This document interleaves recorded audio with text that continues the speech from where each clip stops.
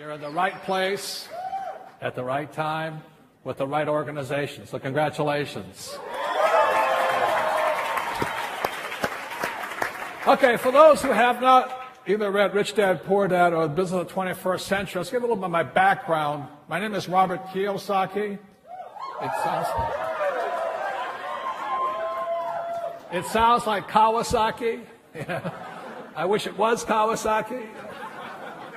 I'd be some worthless playboy in Tokyo, spending daddy's money. But I'm fourth generation Japanese American, which means I don't speak Japanese. So please don't come up and practice on me. Anyway, so I was born in Hawaii, and my father, the story of Rich Dad, Poor Dad, the true story, my dad, my real dad, was the head of education for the state. Very good man. For a Japanese, he was fairly tall. He was 6'4". I'm the smallest in my family. And my dad was a PhD. He graduated from university in less than 2 years and went on to Stanford, Northwestern, and University of Chicago. But I call him my poor dad very simply because he was a hard-working man, but no matter how hard he worked, he never got ahead.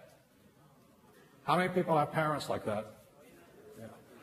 Yeah. And one of the reasons for that is because our schools have no financial education. Our schools just tell you to go to school and work for money. So you work for guys like me. Okay. Nothing wrong with it, but I don't pay much. But anyway, that was my poor dad. My rich dad was my best friend's father, and we lived in a little town called Hilo, Hawaii, and there was not much to do there. So starting at the age of 9, I used to go to my rich dad's office, and he would teach me about business. And so what you guys are doing here is not much different than what I was doing. I want to hang out with people who know where they're going. So that's why I've watched some of the speakers up here. They've got swag, man. They've got it. They're really good. So I would go and listen to my rich dad at age 9, and he began teaching me why the rich get richer. That was my only question as a kid. I wasn't really that interested in money, but I was just kind of curious. How come some people are rich, and why are most people poor? That was a simple question. And every time I asked my school teacher, I said, "Hey, what are we going to learn about money?" And the teacher would say, "Never." So, well, why am I in school? They said, well, all you have to do is go to school, get good what? Grades. And you'll get a good job. And you can work and die. We must have gone to the same school. So it was just really curious. Why are some people rich and why are some people poor? That was the only thing. So what I'm going to be talking today about is just some of the lessons my rich dad taught me, lessons that guided me all my life, because my poor dad left me with nothing, which was good. At first I was angry, but it turned out it was the best thing he could have done for me. If he had given me money, I would never have learned what I had to learn. So what I'm going to be talking to you today about is some of the lessons that are in front of you. But if I can encourage you to keep going, you will get to a place that very few people ever get to. So that's why I'm here, and I want to thank you guys for being here, and congratulations on your choice here.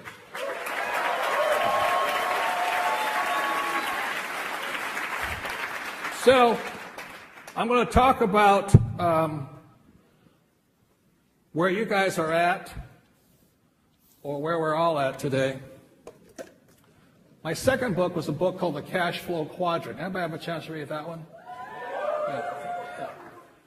Yeah. I think it's possibly my most important book because it gives people a chance to figure out where they are. So when I was about 9 or 10 years old, my rich dad would just simply draw this diagram here, and he would say E, S, B, I. And what he was saying was that in the world of business, there are 4 different types of people. E stands for employee, S stands for small business, self-employed, or specialists like doctors and lawyers. B stands for big business, 500 employees or more. And I stands for investor. And when I talk about investor, I don't mean a passive investor. I don't mean one of these guys with a 401k full of junk. I'm talking about active investors. Most of these guys here are passive. So the reason where you're sitting today, for some of you maybe your first time been to an event like this, is that when you say to a child, go to school and get a job, they're being brainwashed or programmed to be an employee. So when I was 9 years old, and when I understood this, every time the teacher said to me, he says, Robert, because I was having trouble in school, here's my old man, the head of a school system, and I'm flunking out, having a bad time. He said, but Robert, you're flunking out. I said, yeah. You know what I flunked out on? Writing. And today my book has sold more books than most people will ever see.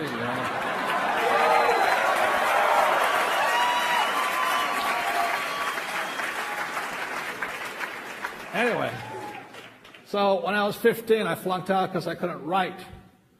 So the teacher says to me, Robert, guess what? If you don't graduate, you won't get a job. I said, oh, that's good. Thank you.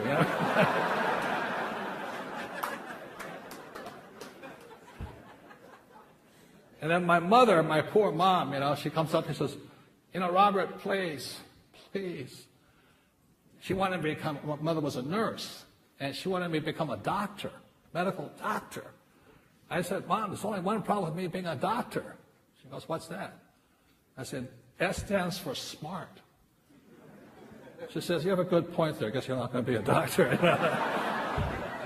So the good news was that my rich dad was saying this is where life was found here anyway.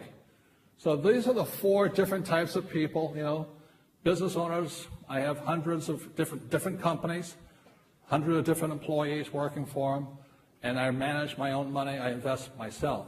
So all of you today are sitting here with the potential of making it here and here. And you're going to find out something that very few people ever know. Your school teachers will never tell you this stuff.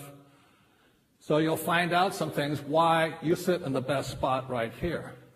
And this is the reason you're in the best place. Because if you do what my poor dad wanted me to do, what they don't tell you in school, even business school, is that if you're an employee and you have a job, you will pay 40% of your income to the government. Okay? And if you're a doctor or a lawyer or a small business person, you will pay 60% to the government. And they don't tell you that. So you guys who are sitting here today wondering, should I be here or here? If this is not motivation, I don't know what is. Okay?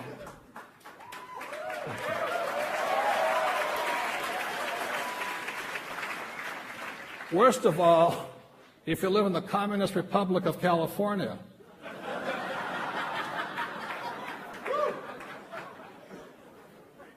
this is even higher. Phil Mickelson lives down right up the road here, Rancho Santa Fe, and he was complaining because his went to 73%. Now, he shouldn't complain because he made $45 million. You know what I mean? But nobody likes to pay that much in tax. So for all of you right now who have friends saying, who are still in school, we've got to get a job, I'm going to be a lawyer, I'm going to be a doctor and all this, this is where they're cruising for. And they don't know that. Today, you have a choice. You have an opportunity to make some choices in your life. Say, I don't want to go there. I don't want to be a slave to the government. Got it?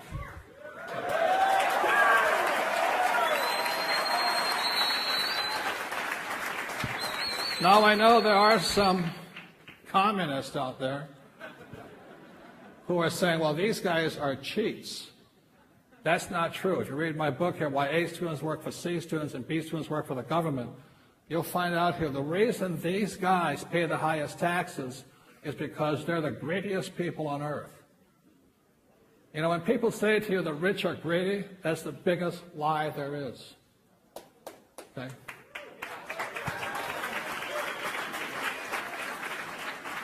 So what I cover in my book, Why A Students, is to be over here, you have to be very generous to get those tax breaks. The reason I have tax breaks over here is because I don't have a job, I create jobs.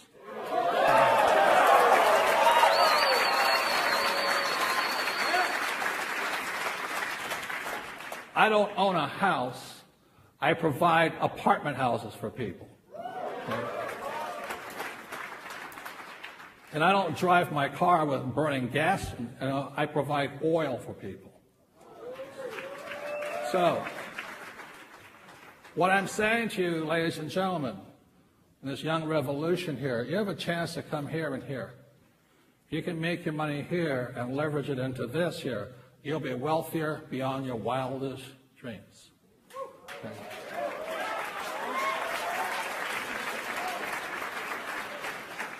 So what I'm going to be talking about today is how not to fall into this trap. So how many people have friends who are still in school hoping to find a high-paying job? You know what they are? Losers. You know what I mean? They're breaking.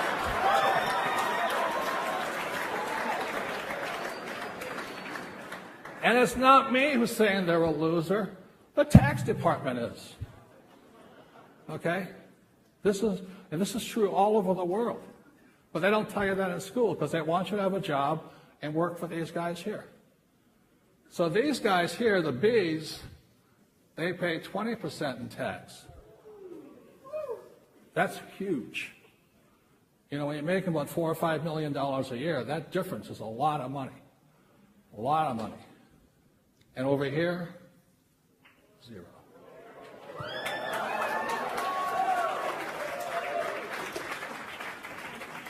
So the thing is, you all have this opportunity right now. I cover a little bit in this book here, and I'm not trying to pump the book, but I'm trying to say you're in the right spot. But you have to keep your mind open, understand what's going on here, because look, the reason these guys get the big breaks is these guys don't have the guts to come over here. So, what I'm going to be talking about for a few minutes with you today is what it takes to come over here, because when I left high school, I was really disillusioned. I said, you know, I'm stupid. I had flunked out of high school twice, both times because I can't write, ironically. And, but I had bad grades, but I had high SAT scores. And with that, I got 2 nominations to the U.S. Naval Academy at Annapolis, Maryland, and the U.S. Merchant Marine Academy at Kings Point, New York. But that was just for my college degree, and I'll get my degree. So I said, I'll go to these military schools. So I graduated, and I had a very high-paying job. When I graduated from Kings Point, the Merchant Marine Academy, back then, this is in 1969, my classmates were making about $110,000 a year. Now that's not much money today, but it was a lot of money back then, you know. So I was tempted. I was making all of this money, but I already knew my rich dad said, if I come over here, I'll make more money. But make more money, but pay less tax. So simultaneously, that's why I didn't fall into this thing. And I work not too far from here, up in San Francisco, for Standard Oil of California. I was driving their tankers up and down the West Coast, oil tankers, as a ship's officer, making a lot of money for a kid, you know. I was 22 years old, making, back then I was only making about $45,000 because my company was non-union. If you're union, you make $150,000, $110,000. But anyway, my mom still wanted me to become a doctor. I'm going to be nuts, you know. So in 1969, when I graduated, the Vietnam War was still on, and I felt kind of guilty. You know, I said, am I for the war or anti the war? And I didn't have to go to war because I worked for the oil industry. If you work for oil, you don't have to do a lot of things. So after making a lot of money for about a few months, I went, you know, my conscience couldn't stand it. So I volunteered for the U.S. Marine Corps, and thank you. Which proves I'm not smart, but anyway.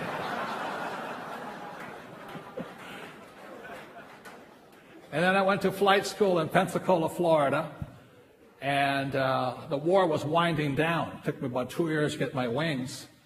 And I said, what's the fastest way to Vietnam? You know, I'm sitting in Florida, and they said, you can fly jets, you can fly this, you can fly transports. I said, what's the fastest way to Vietnam? Because I was afraid I was going to miss it. And they said, helicopter gunships. I said, oh, why? He says, you're an idiot, because they're dying. That's why. We had the highest death rates going. 30 days, we were dead. So I said, sounds good to me, you know. So from Florida, they shipped me straight up the street up here to Camp Pendleton, California. And I spent the next year in Camp Pendleton. I was flying gunships going in and out, up and down the mountains here. All the hippies hated me, but screw them, you know, just flying around the place.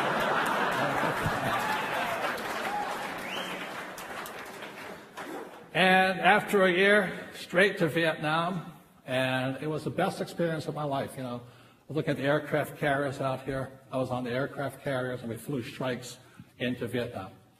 And I went down 3 times, and I tell you what, you don't need coffee for a while. I mean,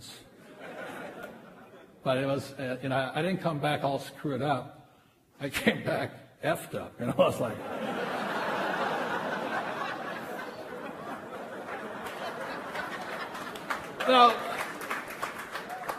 now this is why I'm talking to you guys here.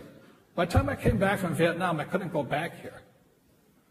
You know, I was saying, if they can't kill me here, they can't kill me here, you know what I mean? And I had this kind of effed attitude, you know, so I went into business. And that's why I became an entrepreneur. That's what you have an opportunity to do too. But it's going to take guts. It's going to take hard work. It's not easy. The trouble with these people over here,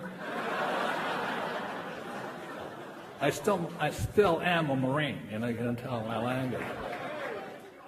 Is these guys here need a frickin' paycheck. You know, they cannot survive without a paycheck or mommy and daddy's allowance.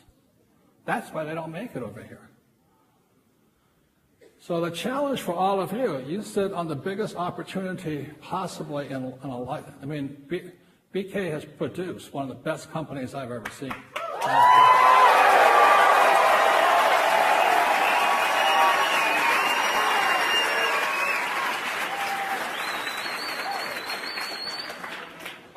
And if you F it up, it's not his fault. You know, if you don't have the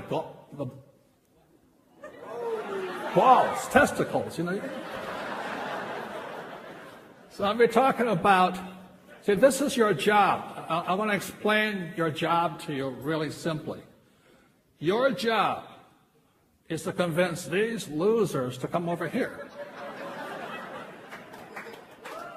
How many people have had a hard time talking to these losers on this side? The problem is they still have visions of paychecks floating in their heads. They do not understand entrepreneurship. They can see a multi-million-dollar opportunity, but they don't see a paycheck. That's why they're hosed. Does that make sense, you guys here? Because they see the world from this side here.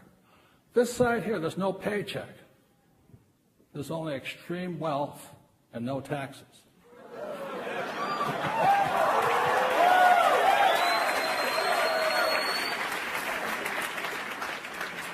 Another thing I thought was really funny this past election, I'm not political. You know, I didn't care if Romney won, I didn't care Obama won, I don't care. Because it doesn't make any difference. Because these guys run the show anyway.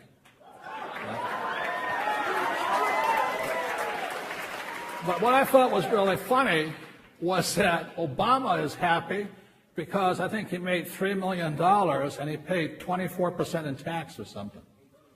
Oh, loser, I'm like... And Romney made $24 million, I think, and paid 13% in tax. Now, both guys went to Harvard. Both guys have their master's degree. But one pays 24% in tax, and one pays only 13% in tax. And the reason is Obama thinks from this side, and Romney thinks from this side. Okay?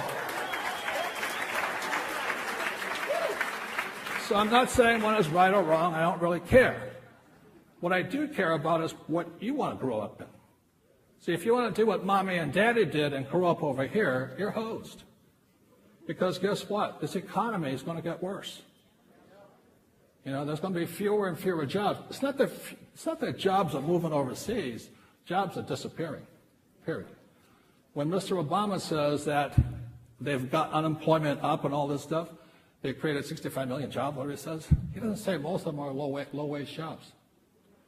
So that's why you have college kids working at low-wage jobs. Nothing wrong with that. But they don't tell you the truth here. So they've fixed the so-called unemployment problem, but they're not going to make much money. In America today, there's 146 million Americans working for minimum wage. That's half the population. 146 million Americans. There's only 325 million Americans. So they all have jobs. Over here, they're not making enough money and they're paying excessive tax. If they make more money, they pay more tax. That's nuts. That's why I call them losers. So your job is to have them find religion and move over here. Got it?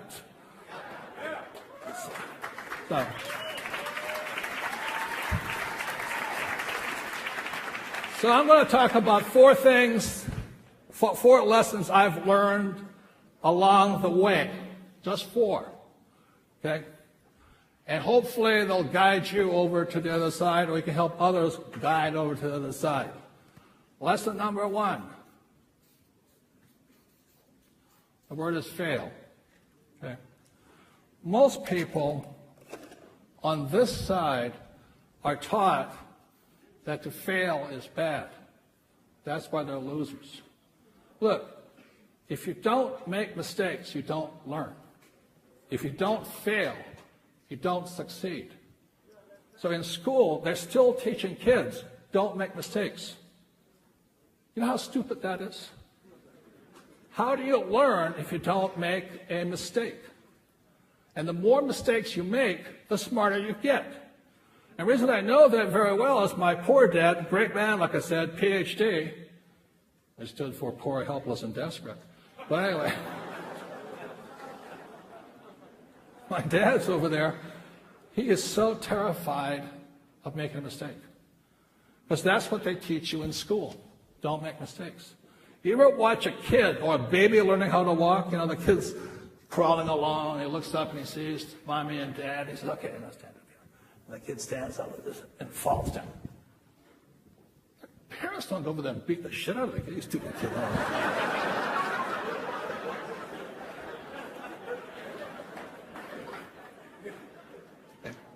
What does the kid do? He goes, oh, screw it up. I think I'll try it again. You know, the kid drooling. The Pampers are loaded. You know, like this. Boom, falls down. He doesn't go, oh, I'm a failure. They teach you that in school, though. See?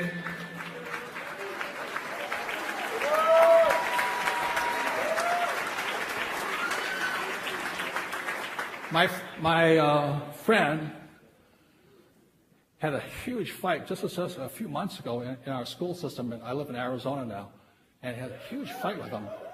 The teacher is giving her daughter happy faces on her cheek if she makes no mistakes. And my friend went in there and says, hey, don't you teach that bullshit to my kid, you know? I want my kid to fail. You could be kidding. So, what I'm saying to you here is this. When you're talking to these guys on this side, you have ringing in their little ears. What if I fail? What if I make mistakes? What if I don't make it? Because that's what they teach you in school. They teach you if you fail, you're stupid.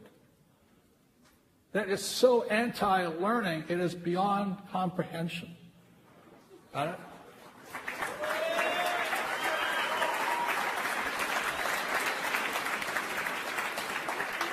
Well, when I was in flight school up here at Camp Pendleton, We used to fly, and I thought I was a pretty good pilot, but every single day we had a minimum of 4 emergencies. It killed the engine, do this, do that. We practiced failing more than we did flying. That's why we came back alive. I practiced this emergency, that emergency, rolling in on a gun chute, taking a hit on this side, fixing the thing, and flying. You know that guy Sullenberg, who was U.S. Air, he leaped off of LaGuardia or Kennedy, wherever he is. The engine quit and went straight into the water. That's all they train us to do. They train pilots by teaching us how to fail. Our school system teaches you not to fail. And that's why you have so many people come into you, and they want to go onto your side, but they're afraid of failing. That's the problem. You got to talk to them. The other part is, so this is the lesson. You got to teach them to fail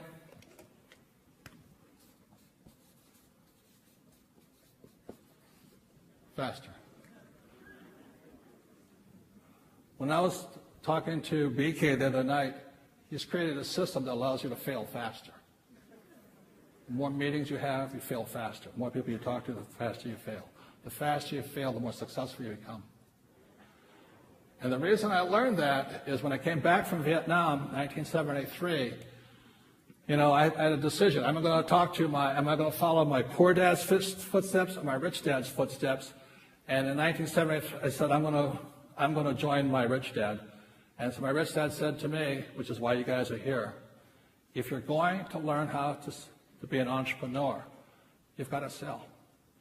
You've got to learn to handle rejection. You've got to learn to deal with people. And I said, oh my God, I don't want to sell. He said, then you can't be an entrepreneur. To my poor dad, school teacher, sells a 4-letter word. And so I sat there talking to my rich dad. I said, is there another way? He goes, no. If you can't sell, you'll never be rich. You never will be rich. A lot of A students are not rich because they can't sell. They can't handle rejection. And I said, I don't want to do it. He says, okay, well, you're not going to be rich. So here I am, 1973, Marine pilot, thinking I'm John Wayne. He says, Robert, my rich dad said, he says, so you don't want to sell? I said, no. He said, let me ask you a personal question. I said, what? My rich dad says, how's your sex life?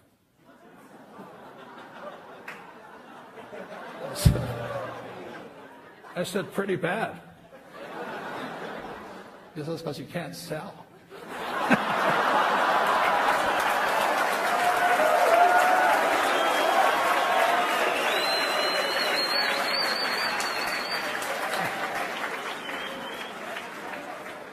He says, worst of all, Robert, if you never learn to sell, you won't be rich, and you'll never get laid.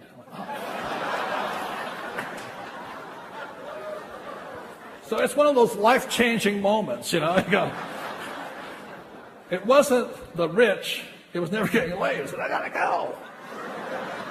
Because I was one of these guys, I was like, I'd be the guy at the bar, John Wayne, pilot's outfit on, thinking I'm, Tom Cruise or something. But I'm so scared, I can't even walk up to the girl. I'm looking good and going home alone, So with that, my rich dad says, go learn to sell. So I said, okay. So that's why I got out of the Marine Corps in 74, and I got hired by 2 companies, IBM and Xerox. And both had sales training programs. I took Xerox. And so I went to the Xerox, I went to the best sales school in Virginia, all this, to bring back to Hawaii, and I started to fail. And I failed because I'm still too afraid. And I fail. So they sent me back to school again. More training, but I still fail because I'm still too afraid. And I'm sitting there going, holy Christ. And what my rich dad said to me, he says, Robert, how many sales calls do you make a day? I said, 3. He says, you have to fail faster. And this is the key to success. Fail faster.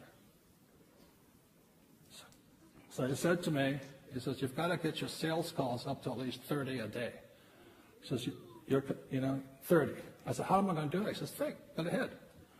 So I went to work for a nonprofit at night. So I worked for Xerox, and I make maybe 3 sales calls a day. And at night, from 7 to 10, I would sit there dialing for dollars. Somebody told me they worked for a phone bank and all that. That's good training.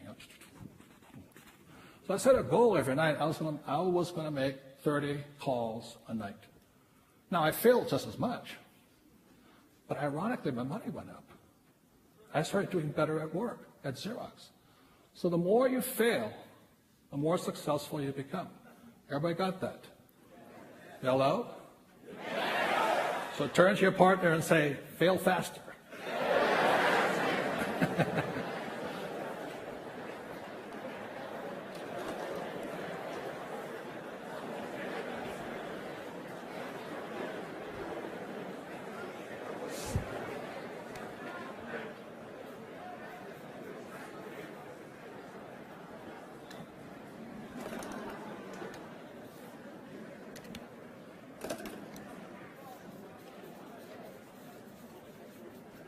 Number 2 key to success is change.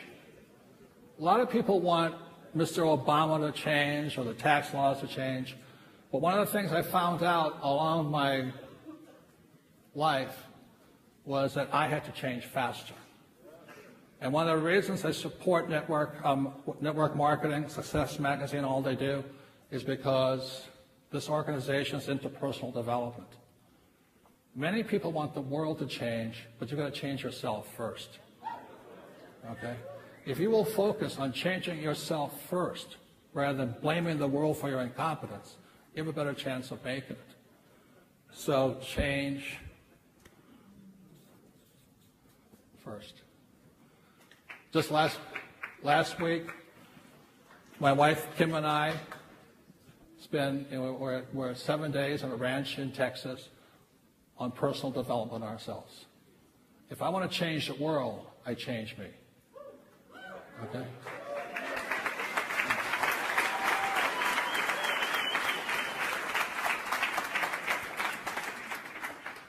So the third thing, and that's why when I came back from Vietnam, I got into a lot of trouble. I was in Hawaii. They stationed me back in Hawaii at Marine Corps Air Station Kaneohe Bay. I had 1 more year on my contract. And I thought I was John Wayne. And the problem I had was because I was so cocky, I got into a lot of trouble. And in my trouble, I mean, they have no sense of humor, you know what I mean? Just because I was flying drunk is no big deal, you know? I was machine gunning animals out of my helicopter. So when they caught me,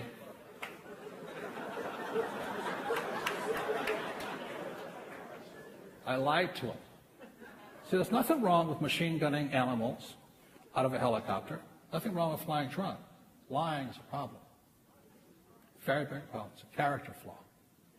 So here I'm going to be court-martialed. I'm sitting there. It's a true story. I hate to tell you it's true, but it's true. And I was going to get court-martialed, and I was going to beat the charges. And a friend of mine says, that's the problem with you. If you beat the charges, you're still a liar. So with that, I went to a personal development workshop. Back then it was called EST, E-S-T. Today it's called Landmark and stuff like this. There's also Tony Robbins and these guys. You know. So Tony used to be a partner of mine back in the 80s. Because I'm so much into personal development. If you can walk on fire with Tony, you can change anything. Man. So I went to this program called EST, and I found out what a liar I was. I went, holy mackerel. I've been lying most of my life, you know. So with that change, I came back in. I called the prosecutor up. I'm up on charges in Hawaii, you know, for flying, shooting, drinking. And I said, Captain Abrams, the guy's trying to send me to jail. He says, yes. I said, I'm coming in to tell you the truth. He goes, really? I said, yeah, I'm going to tell you the truth. He says, are you nuts? Crazy. So I went all the way back to Kaneohe Marine Corps Air Station. He sat me down, put up a court reporter, and I told the guy the truth, the whole truth, and nothing but the truth. I said,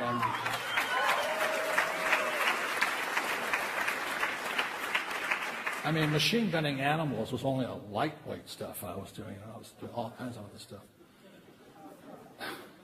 At the end of it, I think I lost 30 pounds, you know, like, because I'd been lying so much. And they said, I looked at the captain, I said, I guess I'm going to jail, right?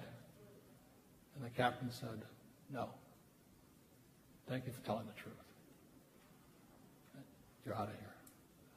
So I got an honorable discharge and I was out. So,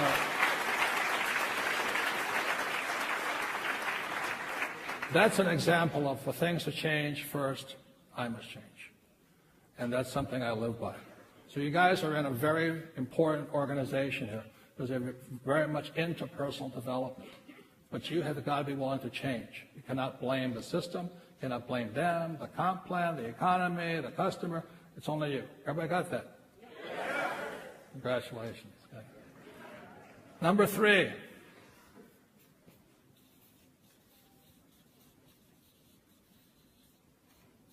Marry.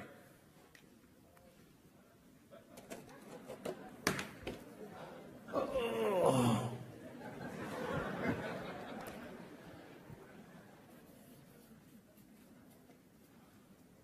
Marry bees and ice. Don't make the mistake of marrying somebody on this side here.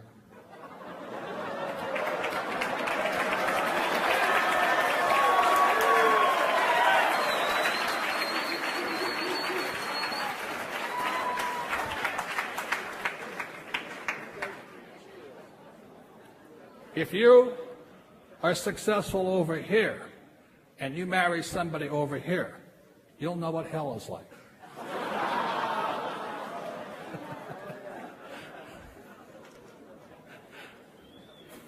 So I want to bring up for you right now is my sweetheart.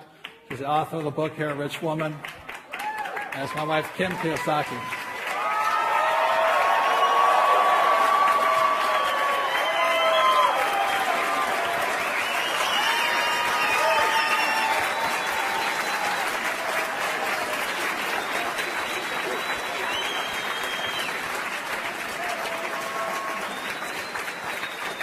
Thank you. Thank you very much. Thank you. I know she didn't marry me for my money, because when we met, I was flat broke. None. Not only broke, about $500,000 in debt from a previous business. I started the nylon and Velcro surfer wallet business, and we're very successful, but the business crashed, and I was stuck with all the debt and in loans. So when I met her, I was flat broke, and I said, I'm going to follow my dreams, and I'm going to move to San Diego. So back in 1985, or four? End of 1984. We fell in love in 1984. 1985 was the worst year of our lives. But why don't you tell them about how good I became at selling and all that stuff?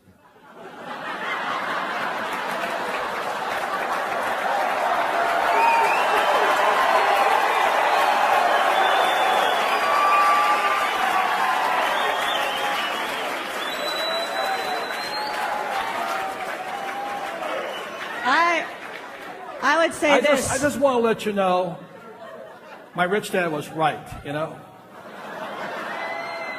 I would say I'm lucky, but he's luckier.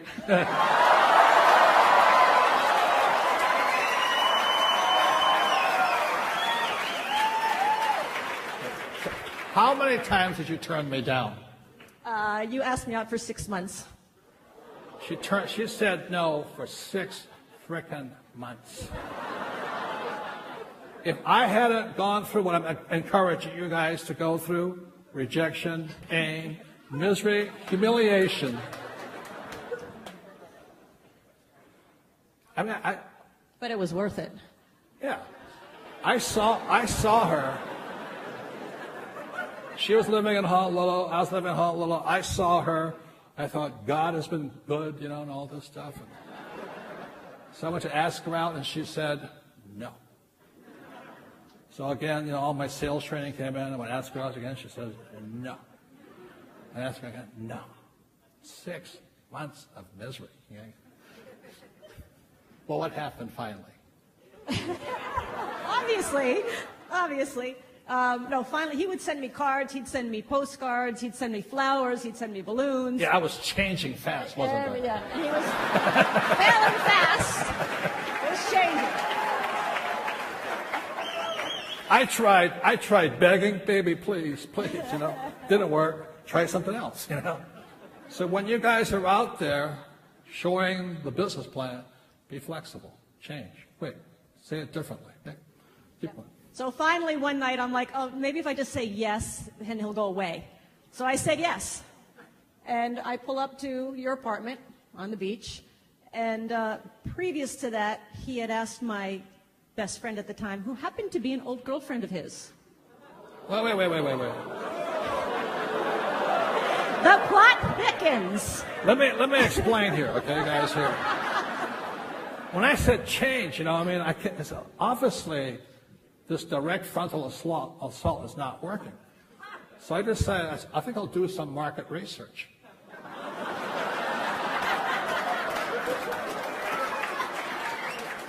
I mean, she was worth it. I went, holy mackerel. Look at those legs. I said, that's it, man. So what I did was I called around and said, her name was Kim Meyer at the time. What can you tell me about Kim Meyer? Of course, my friend said, oh, she'd never go out with you. I said, shut up. Anyway. So one day, they said, well, do you know who her best friend is? I said, no. And my friend said, she's your old girlfriend. I said, not really religious, but I dropped to my knees and said, thank you, Jesus. I appreciate this and all this stuff. So I called my old girlfriend up. And she says, you scumbag, what do you want? And she told you, you said, what is Kim like? And he says, oh, she walks, well, what I don't like, what I didn't like is in Hawaii especially, the guys would go, oh, let's go out, let's go to the outer island. Okay, we're in Honolulu. Let's go to Maui. Let's go to Kauai. And we all know what that means, right? Yes. One hotel room. Yes. How many guys have tried that approach? So Karen says, oh, she just loves walks on the beach and champagne. That's her favorite thing. So I went, all she likes is champagne and walks on the beach? I said, man, that's good. That's cheap. I can handle that.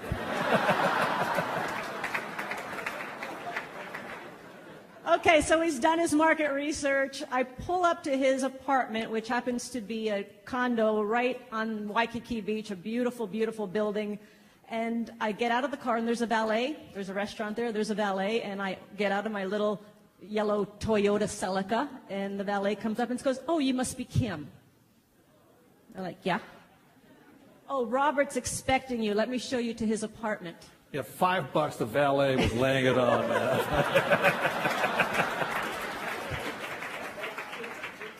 So we go up to his apartment, we talk a little bit, and then we go down to the restaurant, which is the nicest restaurant in all of Waikiki, right on the beach. And we get there, and the maitre d' says, oh, Mr. Kiyosaki, we have your table right by the beach ready for you. And the champagne is chilling. Okay, making notes. That's good, like that. Okay, it was $25 for the champagne. That was it, man. Well, this was back in '84. And then I tell the truth here. The maitre d' in the middle of it, we're talking, and the maitre d' says, oh, Mr. Kiyosaki, it's such a lovely evening. Why don't you and your date take your champagne and go for a nice walk on the... Ka-ching! Score!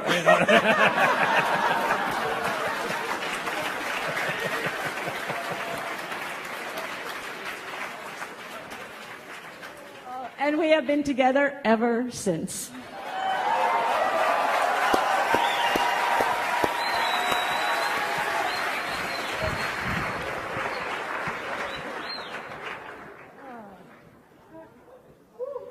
So I just want to take a very quick moment. I just want to acknowledge, number one, I'm so thrilled to see so many women here today. Yeah. I really believe you guys can start the women's revolution, no doubt. What's that? WPR. But I wrote the book Rich Woman because I really, really believe, and I'm really passionate about educating and encouraging women to be financially independent, business independent, and I don't think let me ask the women, do you want to be dependent on somebody else? Men, do you want the women dependent on you?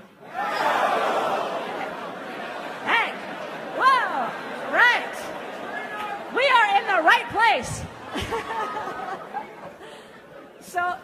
So I was talking to a few women right before we went on stage here, and I asked them what was going on, and they said, sometimes being in business, we get a little intimidated or a little overwhelmed. Sometimes I feel like we're not being taken seriously. How many women have had that experience? Okay, great, good.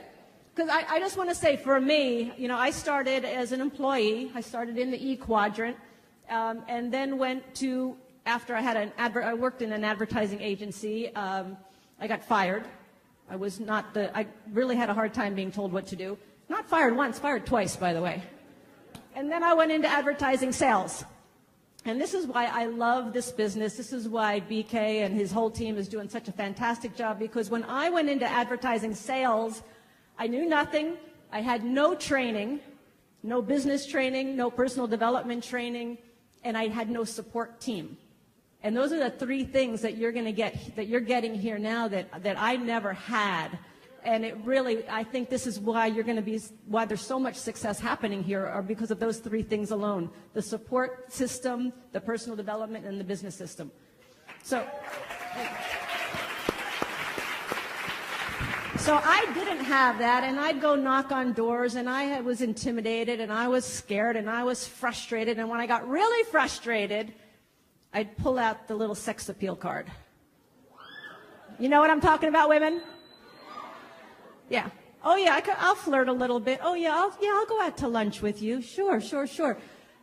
Yet, what I found out that did for me is, well, every time I did it, I felt like crap. Because I was saying to myself, I have to use this crutch.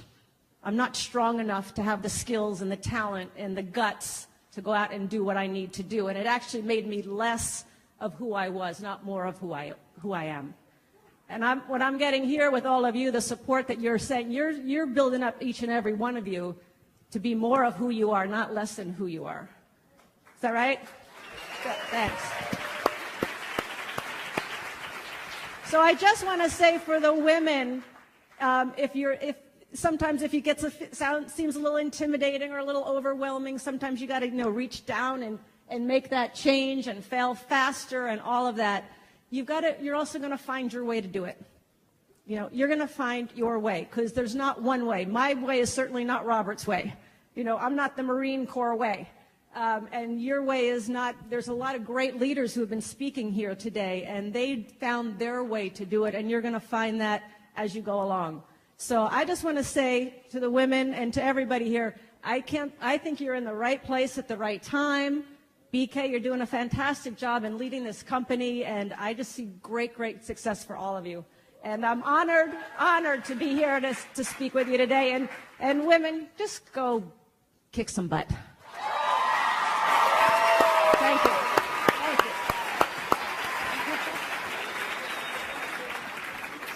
Big hand for Kim, please. And yes, he is a good salesman.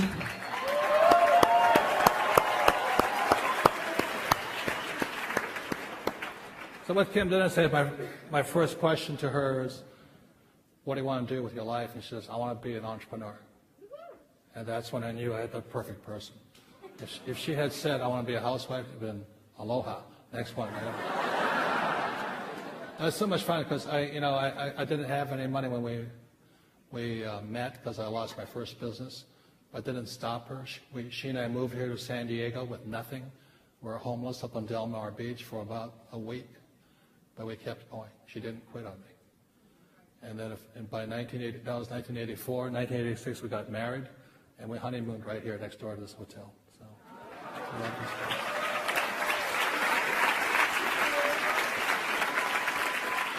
And it's now been 27 years. So the final word is this.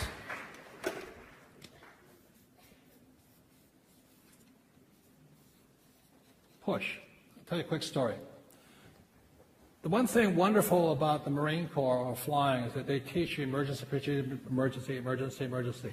They want you to practice, fail, fail, fail, fail, fail.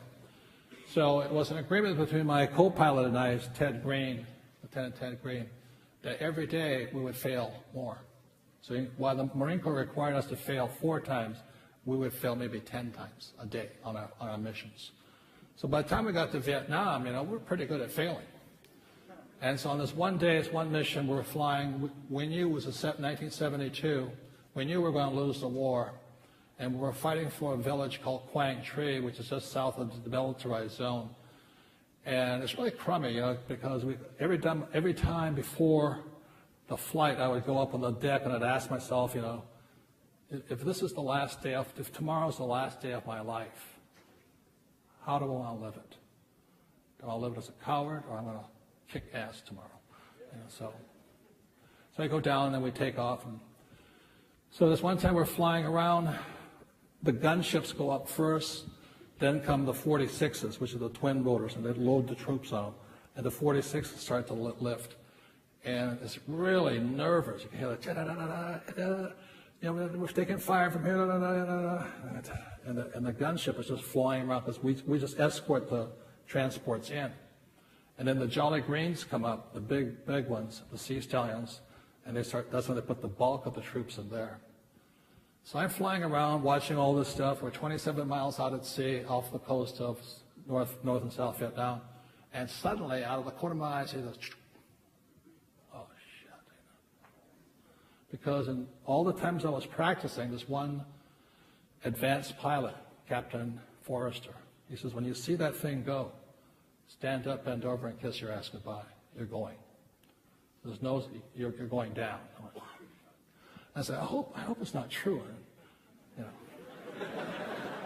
But because we had practiced so much, all of a sudden the engine goes, boom, and the thing goes, shoo. So now imagine a little Huey. We have 2 machine guns on each side, 2 waist guns with a total of 6 machine guns, 36 rockets, ammo cans all over the place, and a crew of 5. So when that engine went boom, all the warning lights go up. The thing goes. Shoo. Now, this is where preparation comes from. When that engine quit and the aircraft sunk, it was like, our first inclination is to pull back. As the first, pull back. Hope this is not happening. But what they trained us to do was push forward. And that split second, and I mean split second, is why I'm alive today. All those times practicing. The moment that engine quit, everything in my body screamed, pull back.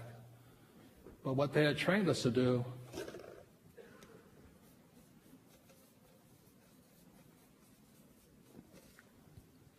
push forward. That's my way of saying is, ladies and gentlemen, when doubt and fear and wondering, am I in the right place at the right time, that's signaling you're pulling back.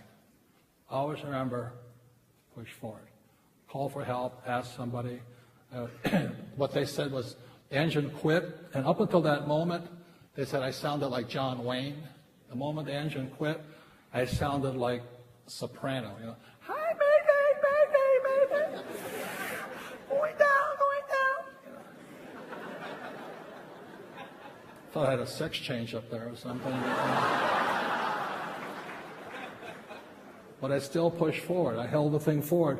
And pilots call it looking at the eyes of death, because I'm now looking straight down at the water coming up, and I'm going, jettison the guns, so they're throwing the machine guns off the side, kicking the rockets out, throwing the ammo cans out, doors are coming off, and we're coming down at high speed, and just guide it. I'm watching, I'm marrying my needles, This hole. I can see the water coming up.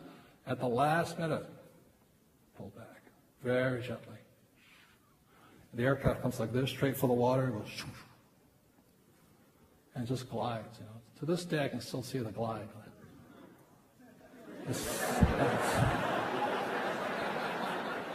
It's silent. And all I'm saying to myself is, holy shit. You know? And I come up, and then airspeed's bleeding. At the last minute, pull back, rock the aircraft up, push the nose forward, pull hard. It goes, thumpa, thumpa, thumpa, thumpa, thumpa, thumpa. And it settles into the water. I went, oh. And the blade hits, tears the whole engine off, comes through the cockpit, blows the cockpit apart, and we roll it. Now, not too proud of this, but Lieutenant Green's on the right, I'm on the left. So when I'm sitting there deciding, should I roll it to the right?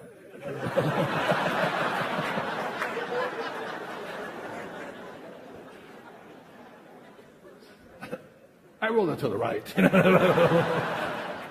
And I got out. The thing, I can still see the water swirling around and coming out. And we're going down, you know, and pop up. And I go, 1, 2, 3. So it's myself, 2 crew chiefs, 2 gunners, and 1 crew chief. And we go, holy, where's Green? Where's Green? Oh no, I killed Green. You know, and roll like, and the water's boiling and all this stuff. Where's Green? You know, you can't go down because the thing is sunk so far. Where's Green? All of a sudden, I hear this. You.